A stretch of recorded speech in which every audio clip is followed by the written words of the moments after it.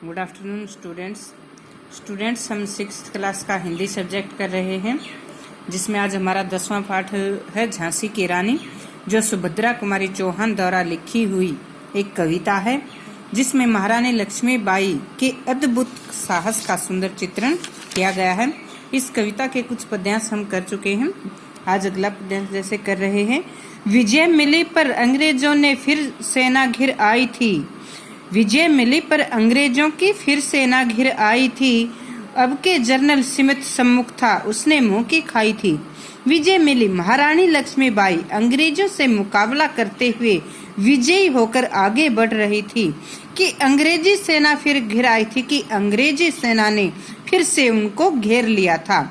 अब के general Smith सम्मुख था, अब की बार महारानी लक्ष्मीबाई का मुकाबला जनरल स्मिथ से था, उसने मुंह की खाई थी। जनरल स्मिथ ने भी महारानी के हाथों हार का सामना करना पड़ा था। कान्हा और मंदरा सखियां रानी के संग आई थी। महारानी लक्ष्मीबाई की सहेलियां कान्हा और मंदरा भी युद्ध क्षेत्र में महारानी के साथ आई हुई थी। युद्ध क्षेत्र में उन दोनों ने भारी मार मचाई थी। युद्ध भूमि में उन दोनों सखियों ने भी रानी के समान ही शत्रुओं को मारा था। पर पीछे ह्यूरोज आ गया, हाय घिरी अब रानी थी। पर पीछे से ह्यूरोज जो है अंग्रेजी अफसर ह्यूरोज आ गया और उन्होंने महारानी लक्ष्मीबाई को घेर लिया। बुंदेले हरबोलों के मुंह हमने सुनी कहानी थी, खूब लड़ी मर्दानी वह तो झांसी वाली रानी थी।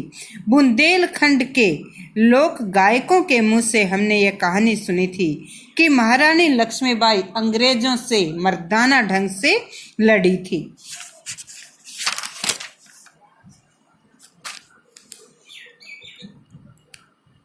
तो भी रानी मार काट चलती बनी सन्ने के पार, किंतु सामने नाला आया था यह संकट विषम अपार।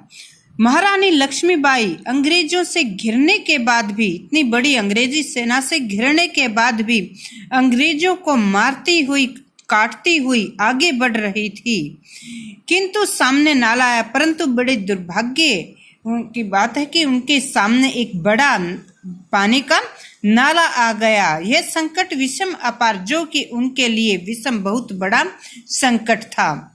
घोड़ा अड़ा नया घोड़ा था, इतने में आ गए सवार। महारानी लक्ष्मीबाई का घोड़ा नया था और वह नाले को पार नहीं कर सका, अड़कर जैसे खड़ा हो गया। इतने में आ गए सवार, तभी वहां अंग्रेजी सेना पहुंच गई। रानी एक शत्रु बहु तेरे, होने लगे वार पर वार। महारानी लक्ष्मीबाई अकेली थी और अंग्रेजी सेना बहुत अधिक थी, शत्रु बहुत अधिक थे और महारानी लक्ष्मीबाई पर वार दुश्मनों के वार पर वार होने लगे। घायल होकर गिरी सिंहनी, उसे वीरगति पानी थी। बुंदेलो हरबोलों के मुंह हमने सुनी कहानी थी, खूब लड़ी मर्दानी वह तो झांसी वाली रानी थी।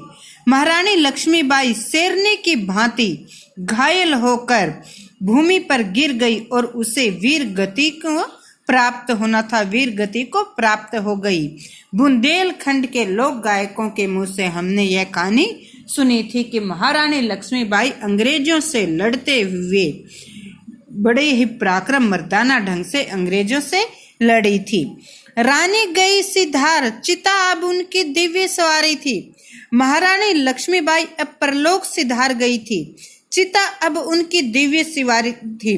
उनकी चिता ही उनकी अलौकिक सवारी थी। मिला तेज से तेज, तेज की वह सच्ची अधिकारी थी। उनकी आत्मा का परमात्मा से मिलन हुआ और इस मिलन की वह सच्ची अधिकारी थी। वह एक सच्ची देशभक्त थी। उसने अपने कर्तव्य का पालन करते हुए वह देश के लिए कुर्बान हुई, शहीद हुई थी और इस का जो आत्मा से, उनकी आत्मा का परमात्मा से मिलन हुआ, इसका उनको पूरा अधिकार था। अभी उम्र कुछ 23 की थी, मनुज नहीं अवतारी थी। कवित्री कहती है कि महारानी लक्ष्मीबाई की आयु अभी केवल 23 वर्ष की ही थी और ऐसा लगता था मानो कि मनुष्य के रूप में वो कोई देवी ही थी। उसने मनुष्य का जैसे अवतार लिया था, वो कोई देवी थी। हमको जीवित करने आई बन स्वतंत्रता नारी थी। ऐसा लगता है मानो महारानी लक्ष्मीबाई देशवासियों के दिल में स्वतंत्रता की भावना, देश प्रेम की भावना को जगाने आई थी। दिखा गई पंथ सिखा गई हमको जो सीख सिखानी थी। महारानी लक्ष्मीबाई देशवासियों को आजादी की राह दिखा गई थी और उनको स्वदेश के लिए मरने, स्वदेश के प्रेम उनके दिलों में जगा गई थी। जो शिक्षा वो उनको देने के लिए आई थी, यह शिक्षा वो अपने देशवासियों को दे गई थी। बुंदेलों हरबोलों के मुंह से हमने सुनी कहानी थी, खूब लड़ी मर्दानी वह तो झांसी वाली रानी थी। बुंदेलखंड के लोक गायकों के मुंह से हमने यह कहानी सुनी थी कि महारानी लक्ष्मीबाई मर्दाना ढंग से अंग्रेजों से लड़ी थी। जाओ रानी, याद रखेंगे हम कृतज्ञ भारतवासी, यह तेरा बलिदान जगाएगा स्वतंत्रता अविनाशी। कवित्री कहती कि महारानी लक्ष्मीबाई आप जिस प्रकार से स्वर्ग सिधार गई है, महारानी लक्ष्मीबाई को श्रद्धांजलि देते हुए कवित्री कहती हैं कि हे रानी, हम आपके इस बलिदान को, इस कुर्बानी को हमेशा याद रखेंगे। ये तेरा बलिदान जगाएगा स्वतंत्रता अविनाशी। आपका यह बलिदान बेकार नहीं जाएगा। यह बलिदान देशवासियों के दिल में स्वतंत्रता की अविनाशी भावना को उत्पन्न करेगा। अविनाशी जिसका कोई नाश न हो।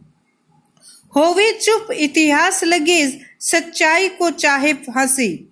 चाहे अंग्रेजों ने महारानी लक्ष्मीबाई की इस गौरव गाथा को इतिहास में अंकित नहीं होने दिया हो, चाहे उन्होंने सच्चाई को दबा दिया हो मदमाती विजय मिटा दे गोलों से चाहे झांसी, परंतु वे इस मस्त भरी विजय को नहीं रोक सकते थे।